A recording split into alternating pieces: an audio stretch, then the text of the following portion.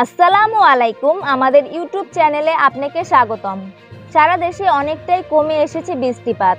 কিছু অঞ্চলে বৃষ্টি হলেও তা ছিল পরিমাণে কম।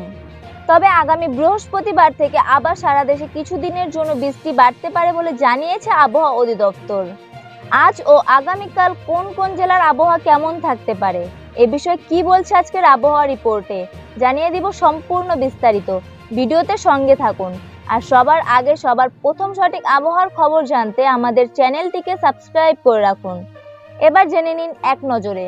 আজ দেশের কিছু কিছু জেলায় বৃষ্টির দেখা মিললেও তা ছিল পরিমাণে কম। এখন দেশের উত্তরাঞ্চলে বৃষ্টিপাতের পরিমাণ অপেক্ষাকৃত বেশি থাকতে পারে, তবে ভারী বৃষ্টির সম্ভাবনা কম বলে জানিয়েছে আবহাওয়া অধিদপ্তর। আবহাওয়াবিদরা আরও জানান, দক্ষিণ পশ্চিম মৌসুমী বায়ুর সক্রিয়তা কমায় সারা দেশে বৃষ্টিপাতের পরিমাণ অনেকাংশে কমে গেছে।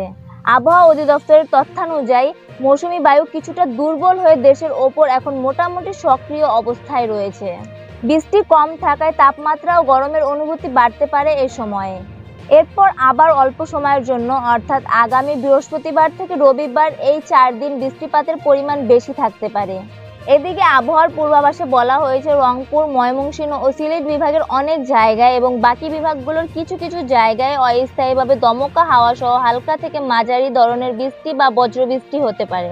কোথাও কোথাও মাঝারি ধরনের ভারী থেকে অতি ভারী বর্ষণও হতে পারে। এ সময় সারা দেশের দিন ও রাতের তাপমাত্রা প্রায় অপরিবর্তিত থাকতে পারে। আবহাওয়া অধিদপ্তরের তথ্যানুযায়ী গত 24 ঘন্টায় সর্বোচ্চ বৃষ্টিপাত রেকর্ড করা হয়েছে তেঁতুলিয়ায় 148 মিলিমিটার। বৃষ্টি কমায় দেশের সর্বোচ্চ তাপমাত্রাও বেড়েছে। দেশের সর্বোচ্চ তাপমাত্রা ছিল রাজশাহীতে 36.8 ডিগ্রি সেলসিয়াস। ঢাকায় এ সময় সর্বোচ্চ তাপমাত্রা রেকর্ড করা হয় 35 ডিগ্রি সেলসিয়াস।